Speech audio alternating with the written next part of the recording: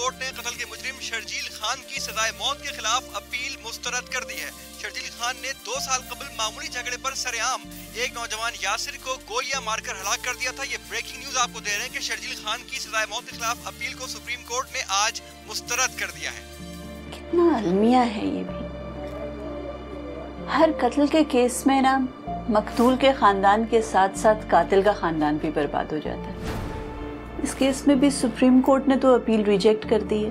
अब ये president of Pakistan से रहम की अपील करेंगे और साथ साथ मकतूल के खानदान पे भी प्रेशर डालेंगे माफी के लिए। देखें क्या होता है आगे इस केस का। बहरहाल देखो, ये टीवी भी ऑफ कर देना, इस कमरे का एसी और लाइट्स वगैरह। मैं भी घर जा रही हूँ।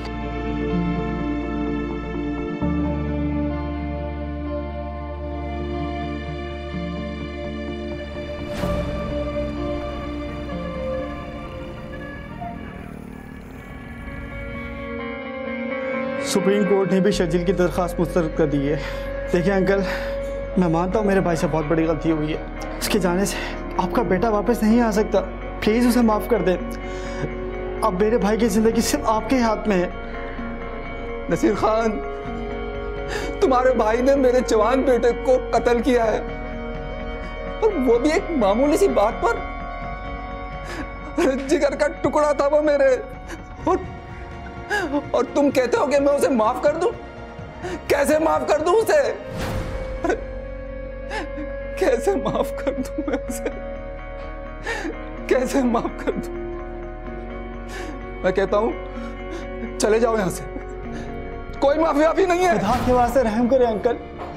मेरे भाई के फांसी चढ़ने से आपका बेटा तो वापस नहीं आ जाएगा ना अंकल, प्लीज। तुम्हारे पास सदर मुमलिकत से अपील का ऑप्शन मौजूद है। वो अगर तुम्हें माफ कर दे तो कर दे, लेकिन हम अपने बेटे का खून कभी माफ नहीं करेंगे। डूबते को तिनके का सहारा, मैं ये भी करके देखूंगा, लेकिन मुझे पता है मेरी ये दरख्वास्त मुस्तरद कर दी जाएगी। प्लीज अंकल, मैं आपको खून बहा देने को तैयार हूँ। बस इतना बता आपको कितना पैसा चाहिए। 1 करोड़, 2 करोड़, मेरी सारी दौलत ले ले आप। बस नसीर खान, बस।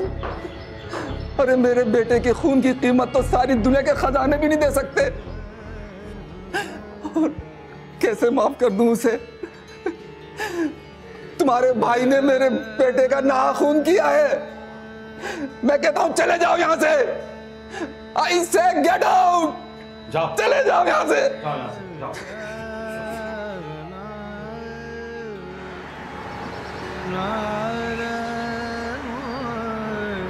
सुनिए जी, लड़के वाले शादी के लिए जल्दी कर रहे हैं। लोग कह रहे हैं कि तारीख दे दें। कह रहे थे अभी तो यासिर की भी दूसरी बरसी गुजर गई, शादी की तारीख तो देनी है ना। तारीख तो देंगे, लेकिन तुम ज़रा ये भी तो सोचो कि ये शादी के अखराजात कैसे पूरे होंगे। आजकल काम वैसे ही चौपट पड़ा हुआ है। मैं तो कहती हूँ अल्लाह का नाम लेके तारीख दे ही दें, तो अखराजात की कोई ना कोई सबील तो निकल ही आएगी। वैसे भाई साहब ने खून बहा की रकम के बारे में क्या सोचा? तुम ये क्या बकवास कर रही हो? हम खून बहा लेंगे, और एक तो ये तुम औरतों को पैसों की क्या लालच है? अल्लाह माफ करे, कैसी बातें कर रहे हैं आप? यासिर इस घर का बच्चा था। मैंने तो ऐसे ही पूछा आपसे, आप तो खामखा में भरम हो रहे हैं।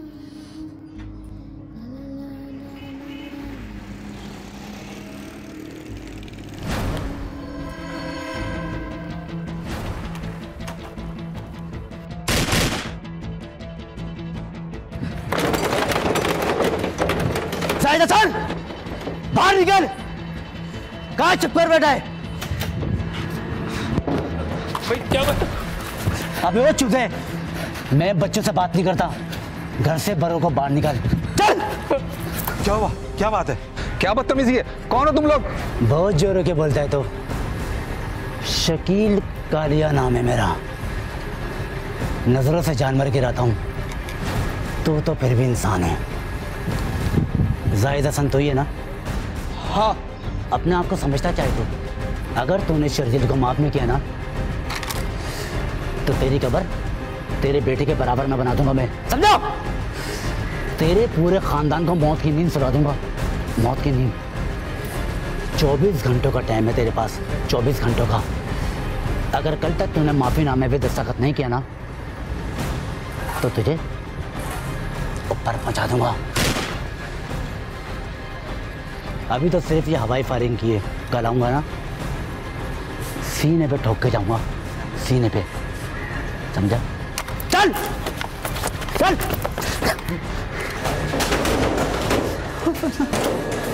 सुनिए जी, नसीर खान ने तो गुंडे पाल रखे हैं, अब क्या होगा?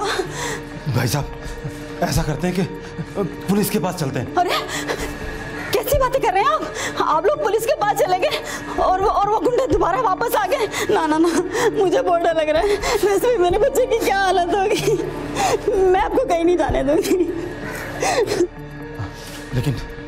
लेकिन कुछ तो करना पड़ेगा भाई, कुछ सोचना पड़ेगा इस बारे में। क्या करें?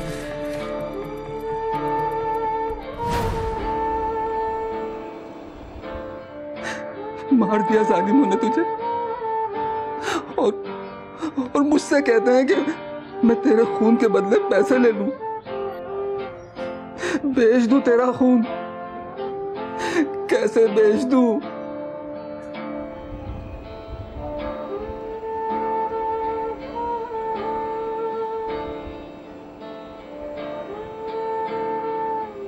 बेटा, भाई साहब सुबह से कब्रिस्तान गए हैं, अभी तक वापस नहीं आए। जब से वो शकील कालिया धमकियां लेकर गया है, मुझे तो धड़का सा लगा रहता है। और फिर तुम्हारे अब्बा भी फ़ोन नहीं उठा रहे। अम्मी आप फिक्र नहीं करें, ताया आते ही होंगे।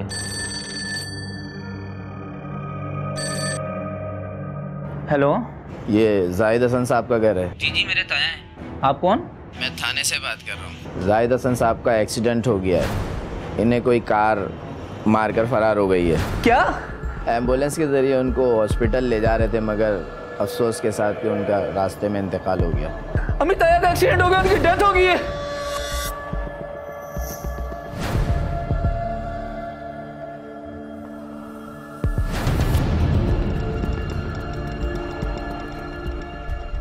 जी ये आपके खावंद कहाँ हैं? भाई साहब की अचानक मौत ने तो उन्हें बिल्कुल निढाल ही कर दिया, तो किसी से कोई बात ही नहीं करते। बहरहाल मैं इसलिए हाजिर हुआ था कि पोस्टमार्टम रिपोर्ट के मुताबिक जाहिद साहब की मौत हादसा नहीं, एक कत्ल है, बल्कि एक सोची समझी टारगेट किलिंग है।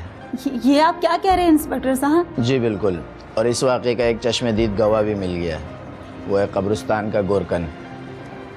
उसका कहना है कि एक कार ने पहले जाहिद साहब को टक्कर मारी और उसके बाद दोबारा रिवर्स करके उन्हें कुचलता हुआ फरार हो गया। आप लोगों की किसी से कोई दुश्मनी थी? उनकी किसी से कोई दुश्मनी नहीं थी सर, लेकिन मैं यकीन के साथ ये बात कहती हूँ, अगर भाई साहब का कत्ल हुआ है तो उसके पीछे नसीर खान का ही हाथ है।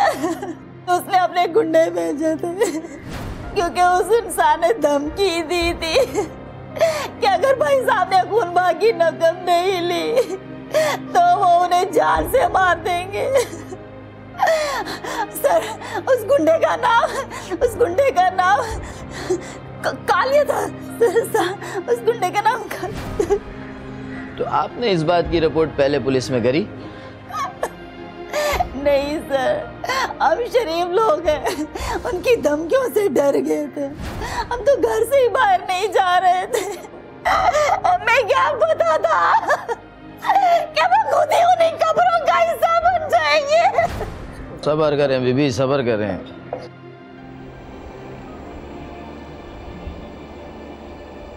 अस्सलाम वालेकुम मैडम। वालेकुम सलाम। मैडम आपके लिए गुड न्यूज़ है। रियली? जी सिद्दीकी साहब को स्टे ऑर्डर मिल गया। Oh that's wonderful. ये क्या है? ये कोर्ट की तरफ से आपके लिए लेटर आया।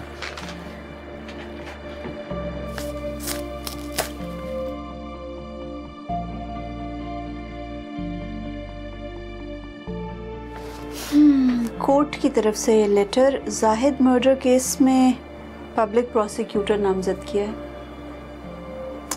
ज़रा चेक करो कि इस केस का आयो कौन है और मेरी बात करवाओ उससे।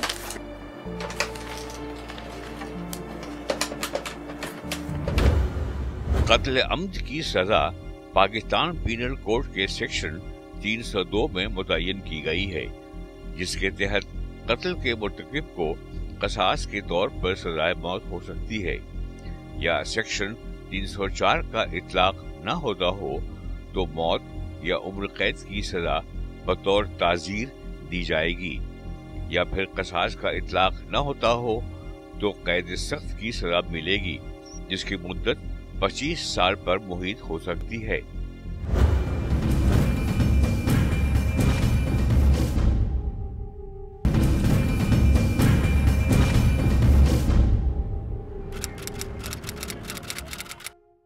योर ऑनर, 2 मार्च को सुबह 11 बजे जाहिद हसन को कब्रिस्तान में गाड़ी के नीचे बेदर्दी से रौंदकर हलाक कर दिया गया। योर ऑनर, ये कोई हादसाती मौत नहीं थी, बल्कि एक सोची समझी कत्ल की वारदात थी। योर ऑनर, पोस्टमार्टम की रिपोर्ट भी यही बताती है कि जख्मों की नौयत को देखकर इस बात का अंदाजा लगाया जा सकता है कि जाहिद हसन को पहले गाड़ी से टक्कर मारी गई, जिससे उनकी हड्डियां टूट गईं। उसके बाद गाड़ी से उनको बुरी तरह कुचल दिया गया। सर, मकतूल के भाई तारिक हसन ने इस वारदात के लिए 2 मुल्जिमान को नामजद किया है, कटहरे में खड़े नसीर खान और शकील उर्फ कालिया। योर ऑनर, इस वारदात का भी एक पस मंजर है। मुल्जिम नसीर के भाई शर्जील ने मकतूल जाहिद के इकलौते बेटे यासिर को कत्ल किया था, जिसकी पादाश में उसे सजाए मौत सुना दी गई। नसीर ने जाहिद हसन को एक खतीर रकम खून बहा के तौर पर पेश की थी, लेकिन जाहिद हसन ने इस पेशकश को मुस्तरद कर दिया था। इस पेशकश के रद्द होने के बाद मुल्जिम नसीर ने अपने किराए के गुंडे शकील उर्फ कालिया को जाहिद के मोहल्ले में भेजा और शकील ने उस गली में जाकर जाहिद और उसके अहले खाना को शदीद संगीन नताइज की धमकियां दी। लेकिन जब जाहिद खान ने इन धमकियों के बावजूद खून बहा की रकम लेने से इनकार कर दिया, तो पुलिस की तफ्तीश के मुताबिक यही अंदेशा है कि अगले ही रोज दोनों मुल्जिमान ने मंसूबे के तहत जाहिद हसन को उस वक्त हलाक कर दिया जब वो अपने अकलौते बेटे की कब्र पर फातिहा पढ़ने गया था। That's all, Your Honor. जनाबे वाला, खून बहा देने की पेशकश मेरे क्लाइंट का हक था, जो कि इसे कानून ने ही दिया है। जनाबे वाला, अलबत्ता मेरे क्लाइंट नसीर खान साहब अपने भाई को सजाए मौत से बचाने के लिए हर ऑप्शन इस्तेमाल कर रहे थे। जनाबे वाला, ये कहना कि जाहिद हसन का कत्ल खून बहा लेने की पादाश में हुआ है, इससे ज्यादा घटिया सोच कोई हो ही नहीं सकती। जनाबे वाला, मेरा क्लाइंट नसीर खान अगर एक कानून पसंद शहरी ना होता तो वो बहुत पहले पैसा खिलाकर अपने छोटे भाई को सजा से बचा सकता था। ना सिर्फ ये कि वो जमानत भी करवा सकता था, बल्कि उसे मुल्क से फरार भी करवा सकता था। जनाबे वाला, सारी दुनिया जानती है कि ये हिट एंड रन एक्सीडेंट था। जिस वक्त ये एक्सीडेंट हुआ उस वक्त मेरे क्लाइंट नसीर खान साहब अपनी एक बिजनेस मीटिंग कंडक्ट कर रहे थे, जहां तकरीबन 10 के करीब लोग मौजूद थे। जनाबे वाला, और उन 10 के 10 लोगों में से कोई भी कटहरे में आकर अदालत में गवाही देने को तैयार है। जनाबे वाला, जब मेरे क्लाइंट नसीर खान साहब वहाँ मौजूद ही नहीं थे तो उन्हें इस केस में कैसे मुलव्विस किया जा सकता है? योर ऑनर, वकील साहब कह रहे हैं कि ये हिट एंड रन एक्सीडेंट है। सर, ये कोई शाहराए आम पर एक्सीडेंट हुआ है। योर ऑनर, ये हादसा नहीं था। आम लॉजिक कहती है कि कब्रिस्तान जैसे इलाके में कोई तेज रफ्तारी का मुजाहरा किस तरह कर सकता है। योर ऑनर, पोस्टमार्टम की रिपोर्ट बताती है कि ये कोई गलती से होने वाला एक्सीडेंट नहीं है। प्लानिंग के तहत हलाक किया गया है मकतूल को। पहले गाड़ी से हिट करके मकतूल की हड्डियां तोड़ी गई, बाद में गाड़ी रिवर्स करके उसे कुचल दिया गया। योर ऑनर, बात करते हैं कि जाए वारदात पर इनका क्लाइंट मौजूद नहीं था। सर, जिस तरह इन्होंने अपने पाले हुए किराए के गुंडे शकील उर्फ कालिया से जाहिद के मोहल्ले में धमकियां दिलवाई थी, सर उसी तरह इसी किराए के गुंडे से उसका कत्ल भी करवाया गया है। योर ऑनर, पुलिस को भी अपनी तफ्तीश में इन 2 मुल्जिमान के अलावा किसी तीसरे शख्स पर शक नहीं है। सर, मैं इस केस के आयो साहब को कटहरे में बुलवाने की इजाजत चाहती हूँ। इजाजत है। इंस्पेक्टर सलान हाजिर हो।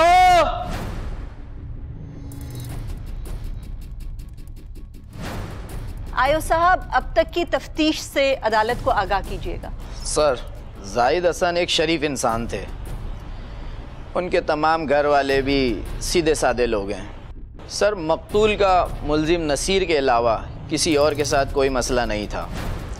वो भी सिर्फ ये कि मकतूल ने अपने बेटे का खून बहा लेने से इनकार किया था। इस वारदात का कोई गवाह है आपके पास?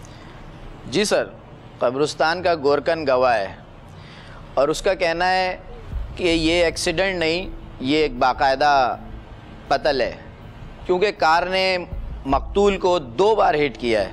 इन दोनों मुल्ज़िमान का पहले भी कोई क्रिमिनल रिकॉर्ड है? यस सर, ये नसीर खान का प्रॉपर्टी का बिजनेस है और ये कालिया इसी का कारिंदा है।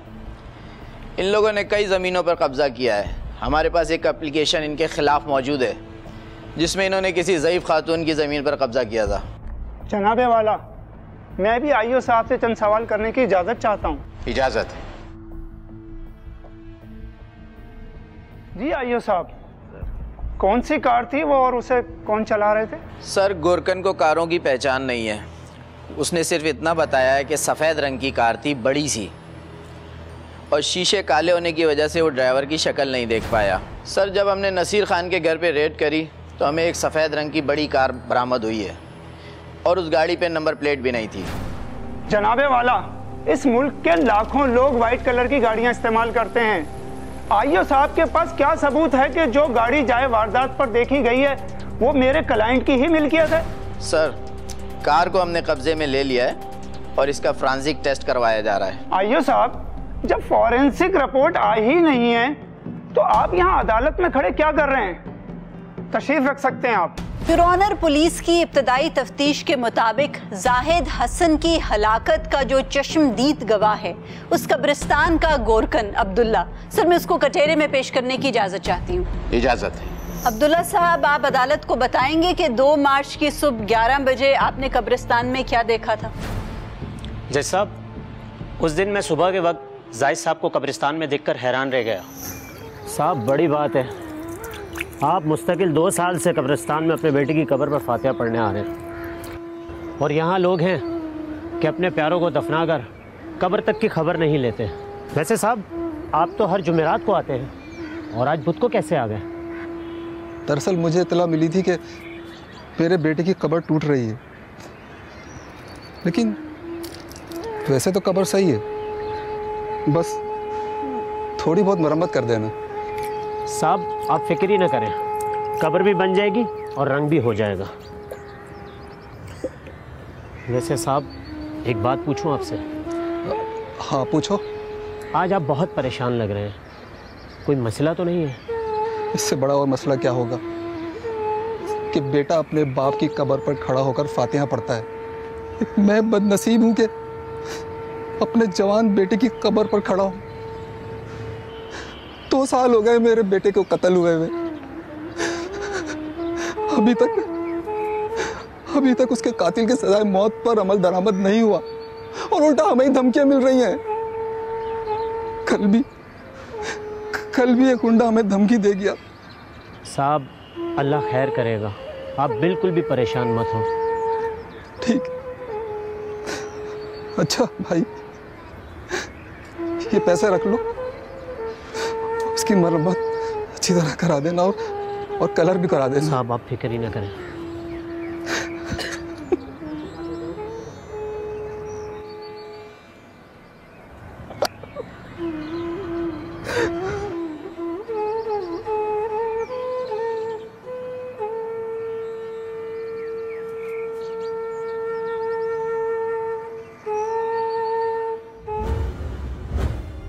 पाकिस्तान पीनल कोड का सेक्शन 304 इस सूरत हाल में लागू होता है जब कत्ल अम्द का सबूत मिल जाए और उस पर कसास का इतलाक होता हो या कानून शहादत 1984 के आर्टिकल 17 के तहत कत्ल अम्द की मुस्तनद गवाही मिल जाए।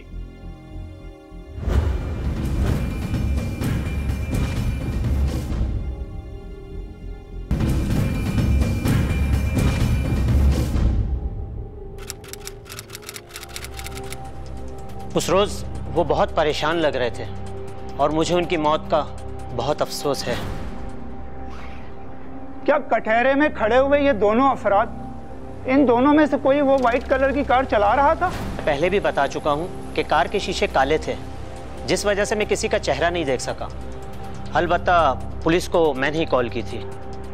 बहुत शुक्रिया, आप तशरीफ रख सकते हैं।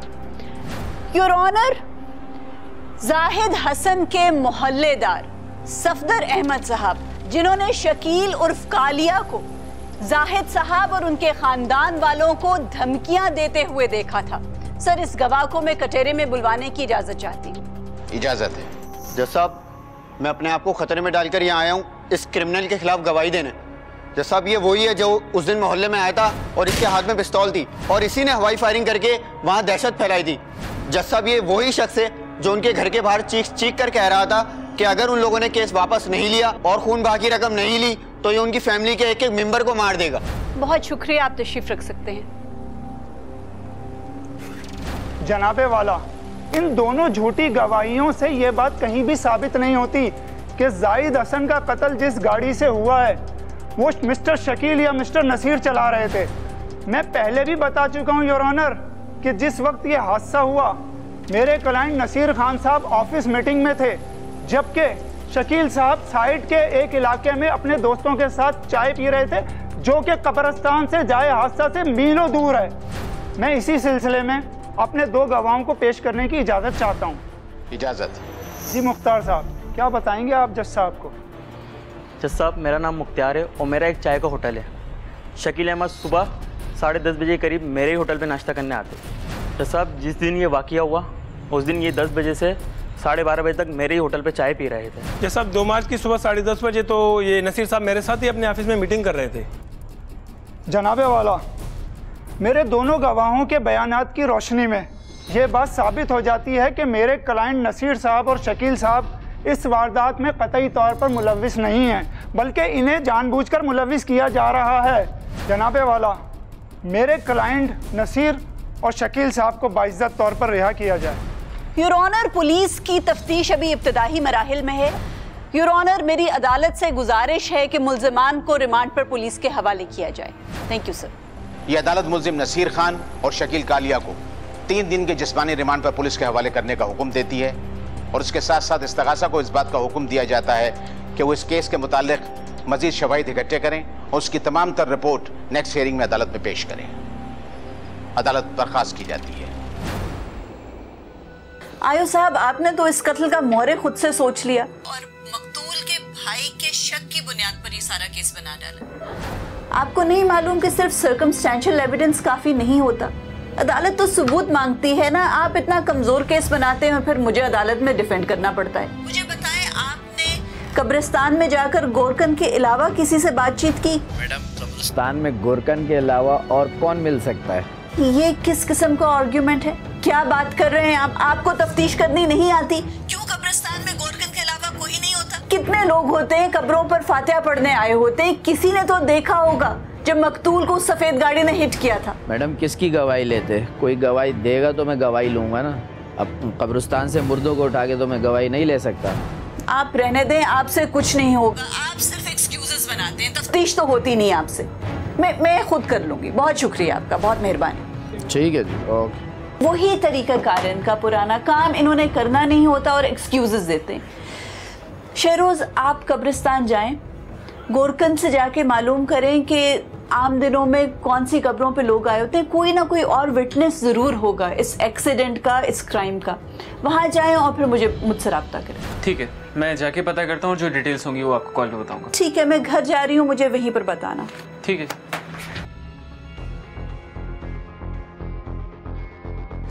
ये बताओ, जिस सफ़ेद गाड़ी ने जाहिद साहब को टक्कर मारी थी, इसका नंबर याद है? साहब, नंबर कहाँ याद होगा, गाड़ी पर तो नंबर प्लेट ही नहीं थी। कार के शीशे भी काले थे, जिस वजह से मैं कार चलाने वाले की शक्ल नहीं देख सका। तो फिर ये बताओ कि कोई पहचान ऐसी जिससे गाड़ी पता चल जाए कि वही है? कोई स्टिकर या कोई चीज़ लगी हुई हो? हाँ साहब, गाड़ी के पीछे कोई स्टिकर लगा था, लेकिन साहब वो अंग्रेज़ी में लिखा था और अंग्रेज़ी मुझे पढ़ने नहीं आती साहब। अच्छा, जिस वक्त एक्सीडेंट हुआ उस वक्त कब्रिस्तान में आपके साथ और कौन कौन था? शेख साहब थे ना साहब, वो रोज़ाना सुबह अपनी बीवी की कब्र पर फातिहा पढ़ने आते हैं। शेख साहब? जी साहब।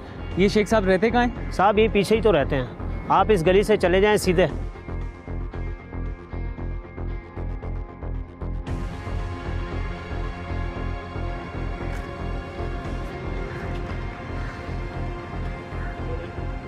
जी अस्सलाम वालेकुम मैडम। मैडम गोरकन से तो कोई ख़ास इन्फॉर्मेशन नहीं मिली, लेकिन उसने किसी शेख साहब के घर का एड्रेस बताया। आप यहाँ कब्रिस्तान के पास पहुँचे तो फिर साथ ही उनसे पता कर लेते हैं चल के।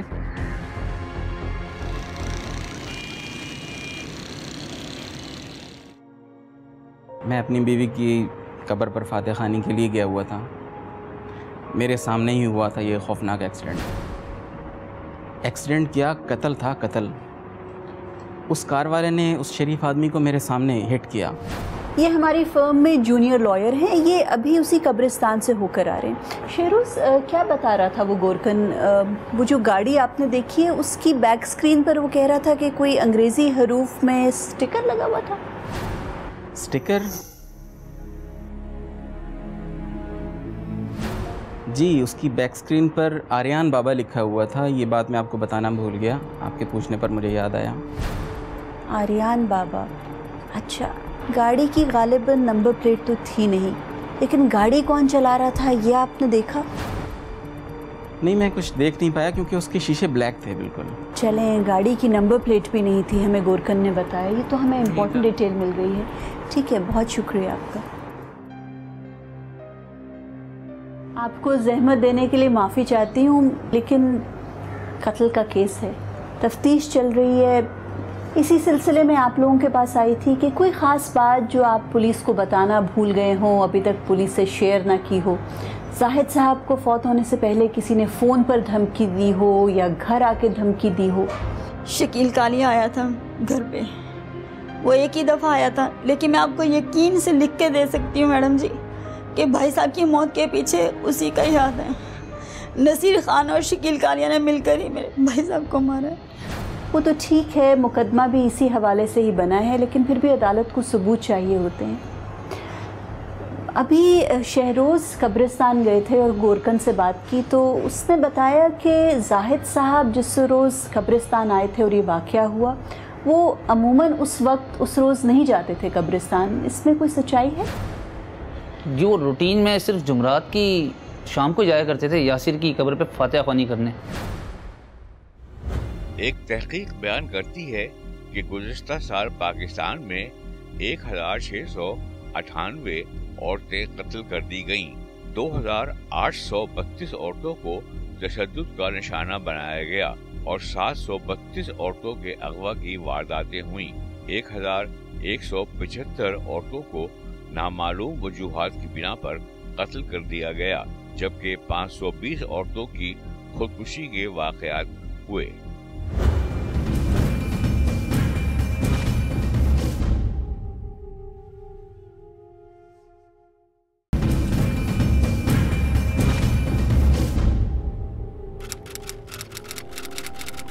योर ऑनर, पिछली हेयरिंग में गोरकन के बयान में दो बातें वाज़े तौर पर नजर आईं। एक तो उसके कहने के मुताबिक मकतूल जाहिद साहब 2 मार्च की सुबह 10:30 बजे के करीब जब कब्रिस्तान गए तो गोरकन को हैरत हुई, क्योंकि जाहिद साहब असर के वक्त कब्रिस्तान जाया करते थे।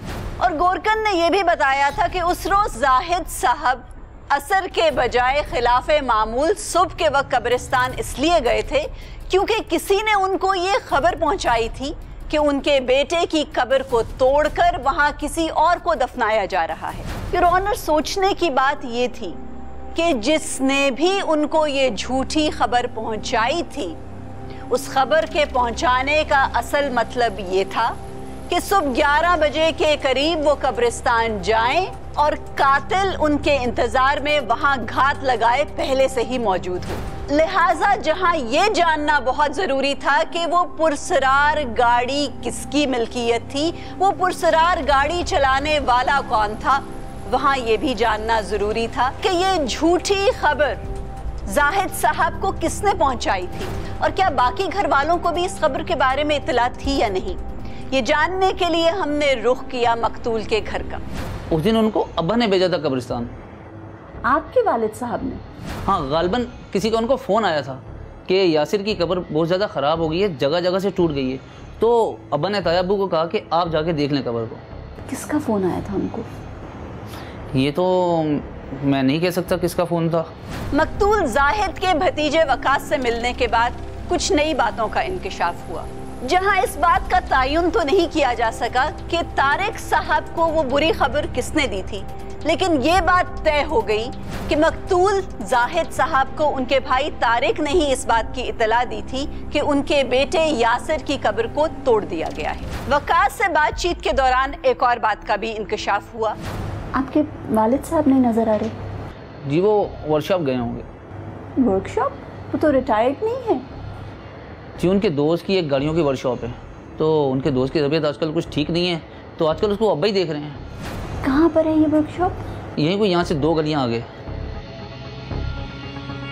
गाड़ियों की वर्कशॉप का सुनकर हमें ख्याल आया उस पुरसुरार सफेद गाड़ी का जिसके ऊपर नंबर प्लेट भी नहीं लगी हुई थी। लिहाजा हमने रुख किया उस वर्कशॉप का, ये जानने के लिए कि क्या उस सफेद गाड़ी का उस वर्कशॉप से कोई कनेक्शन है या नहीं। मैं एडवोकेट शहरोज हूँ। मुझे ये पता करना है कि आपके पास जो गाड़ियाँ बनने के लिए आती हैं उनमें से कोई एक ऐसी गाड़ी है जिसके पीछे वाली स्क्रीन पे आर्यान बाबा लिखा हुआ?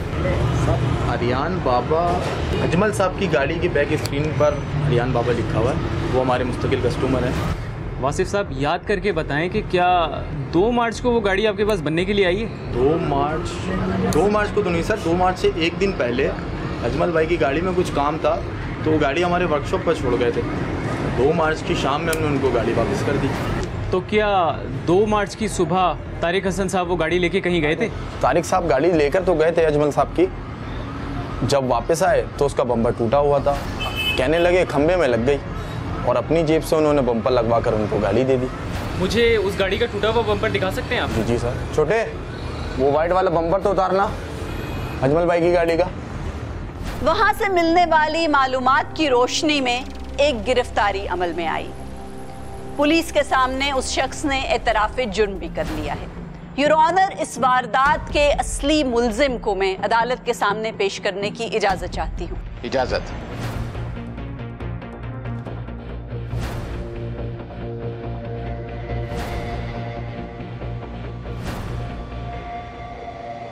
मुल्जिम तारिक खान, क्या तुम इकरार करते हो कि तुमने ही अपने बड़े भाई को गाड़ी के नीचे कुचल कर हलाक किया है? जज साहब, मैं अपने जुर्म का इकरार करता हूँ।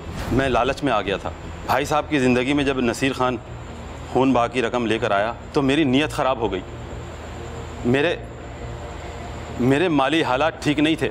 मुझे अपनी बेटी की शादी करनी थी और बेटे को बिज़नेस कराना था। यासिर तो मर गया था, लेकिन ये 1 करोड़ की रकम हमारी ज़िंदगी में बहारें ले आती।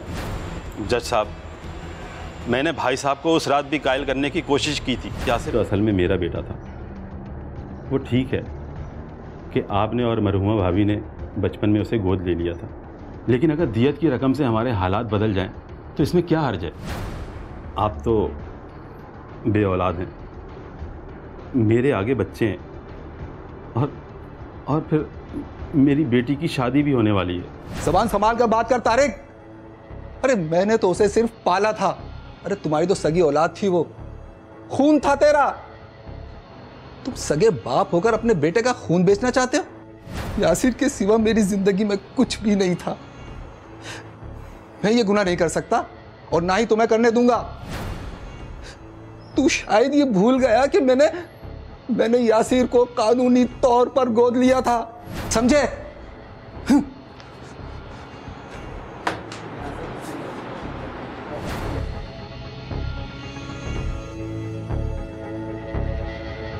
भाई साहब की सख्त गिरी ने मुझे मजबूर कर दिया था कि मैं इन्हें रास्ते से हटा दूं।